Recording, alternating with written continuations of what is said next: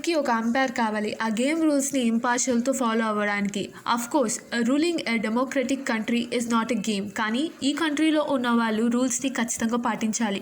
Citizens of India are expected to follow these rules.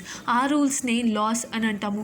మరి ఈ లాస్ని కరెక్ట్గా ఫాలో అవుతున్నారా లేదా అని చూడటం అంపైర్ రెస్పాన్సిబిలిటీ.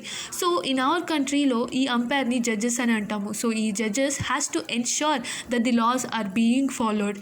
జడ్జెస్ అందరూ కోర్టులో వర్క్ చేస్తారు. డెమోక్రటిక్ కంట్రీలో కోర్ట్స్ని జ్యుడిషరీ అని అంటాము. మరి మన ఇండియాలో ఎన్ని కోర్ట్స్ ఉన్నాయి? ఇండియన్ జ్యుడిషరీ హైరార్కీ ఏంటి? Hi guys, welcome to our channel. ఈ వీడియోలో మనం Indian judiciary hierarchy of courts గురించి తెలుసుకుందాం. మన Indian judiciary consist of supreme court, high court, district court, subordinate court. First మన ఇండియన్ కోర్టులో అపెక్స్ కోర్ట్ అంటే హయ్యర్ లెవెల్లో ఉన్న court supreme court. Supreme court పైన ఎలాంటి కోర్టు లేదు. Next high court. ప్రతి స్టేట్లో ఒక హైకోర్ట్ ఉంటుంది. ఆ పర్టికులర్ స్టేట్లో ఉన్న అన్ని courts subordinate courts for high court. ప్రతి స్టేట్కి హైకోర్ట్ ఉంటుంది, కానీ కొన్ని కేసెస్లో 2 or more స్టేట్కి ఒకే హైకోర్టు కూడా ఉండవచ్చు. ఫర్ ఎగ్జాంపుల్ 2019 Jan 1 వరకు మన ఏపీకి ఇక తెలంగాణకి ఒకే హైకోర్టు ఉండేది. Jan 1, 2019 నుంచి ఏపీ హైకోర్ట్ అమరావతిలో, ఇక తెలంగాణ హైకోర్ట్ హైదరాబాద్లో ఉంది. Finally district court at bottom level. ఇవి డిస్ట్రిక్ట్లో ఉన్న డిస్ప్యూట్స్ కానీ within territory of the particular district కేసెస్ని డీల్ చేస్తుంది. ఈ డిస్ట్రిక్ట్ కోర్టులో సివిల్ మ్యాటర్స్ అలాగే క్రిమినల్ మ్యాటర్స్ బేసిస్ మీద కోర్ట్ డివిజన్ ఉంటుంది. సివిల్ మ్యాటర్స్ అయితే డిస్ట్రిక్ట్ కోర్ట్ అని అంటాము. ఈ కోర్టులో ఉన్న జడ్జిని డిస్ట్రిక్ట్ జడ్జ్ అని అంటాము. అదే క్రిమినల్ మ్యాటర్స్ అయితే సెషన్స్ కోర్ట్ అని అంటాము. ఈ కోర్టులో ఉన్న జడ్జిని సెషన్స్ జడ్జ్ అని అంటాము. డిస్ట్రిక్ట్ కోర్టులో అయితే land, property, money transaction, fraud cases లాంటివి ఫైల్ చేయవచ్చు. అదే సెషన్స్ కోర్టులో అయితే క్రిమినల్ ఒఫెన్సెస్ కేసెస్ అంటే murder, rape, dacoity, theft, robbery కేసెస్ని డీల్ చేస్తుంది.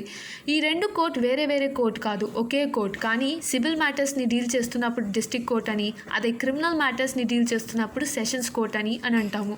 అందుకే కొన్నిసార్లు మనం డిస్ట్రిక్ట్ అండ్ సెషన్స్ జడ్జ్ అని కూడా పిలుస్తాము. ప్రతి కేసుని బోత్ సైడ్స్ వాదనలు విన్న తర్వాత ఆధారాలు ఎవిడెన్స్ని ఎగ్జామిన్ చేసిన తర్వాత అండర్ వేరియస్ లాస్ జడ్జ్మెంట్ని పాస్ చేస్తారు. మరి ఈ డిస్ట్రిక్ట్ టెరిటరీ చాలా పెద్దది, అంటే చాలా కేసెస్ ఫైల్ అవుతుంది, చాలా బర్డెన్ అవుతుంది. అందుకే సబార్డినేట్ కోర్ట్ని ఫామ్ చేశారు.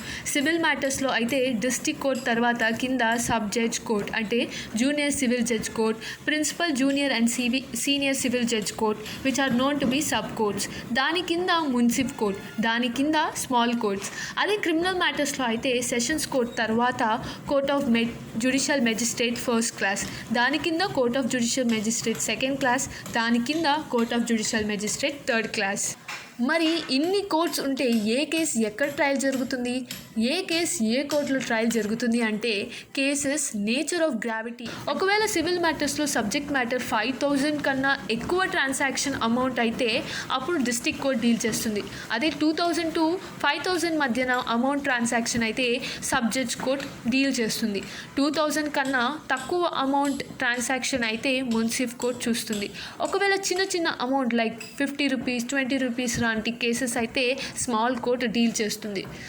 అదే క్రిమినల్ మ్యాటర్స్లో అయితే subject matter maximum punishment court ఇవ్వచ్చో దాని మీద డివైడ్ చేయడం జరిగింది. So first court of judicial magistrate third క్లాస్లో అయితే మ్యాక్సిమం పనిష్మెంట్ 1 month ఇంప్రిజన్మెంట్ అలాగే 50 రూపీస్ ఫైన్ ఇవ్వచ్చు లేదా బోత్ ఇంపోజ్ చేయవచ్చు.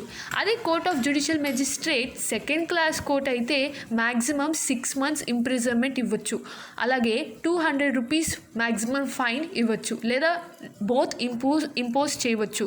అదే court of judicial magistrate first class court అయితే మ్యాక్సిమం 2 years ఇంప్రిజన్మెంట్ ఇవ్వచ్చు, అలాగే 1,000 రూపీస్ ఫైన్ కూడా వేయచ్చు లేదా బోత్ ఇంపోజ్ చేయవచ్చు. కోర్ట్ ఆఫ్ సెషన్స్ కోర్ట్ అయితే డెత్ పెనాల్టీ కూడా ఇవ్వచ్చు, కానీ పర్టికులర్ స్టేట్ హైకోర్ట్ నుంచి డెత్ పెనాల్టీకి అప్రూవల్ ఉండాలి. అలా అప్రూవల్ ఉంటే court of session death penalty కూడా ఇంపోజ్ చేసే పవర్ ఆ కోర్టుకి ఉంది. మరి ఏ సబార్డినేట్ కోర్టులో అయినా కేస్ ఫైల్ అపీల్కి వెళ్ళాలి అంటే ఇమ్మీడియట్ హయ్యర్ కోర్టుకి వెళ్ళాలి. అంటే సబార్డినేట్ కోర్టులో మీ కేస్ జడ్జిమెంట్ ఇచ్చారు, మీరు next higher court district court, so మీరు డిస్ట్రిక్ట్ కోర్టులో అపీల్ అవ్వాలి. ఒకవేళ డిస్ట్రిక్ట్ కోర్ట్ నుంచి అపీల్ అవ్వాలి అంటే నెక్స్ట్ హయ్యర్ కోర్ట్ రెస్పెక్టివ్ స్టేట్లో ఉన్న హైకోర్ట్. అదే హైకోర్ట్ నుంచి అపీల్ అవ్వాలి అంటే నెక్స్ట్ సుప్రీం కోర్టుకి అపీల్ అవ్వడం.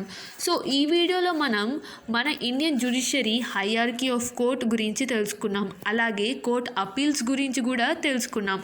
Hope it was very informative to you. Thanks for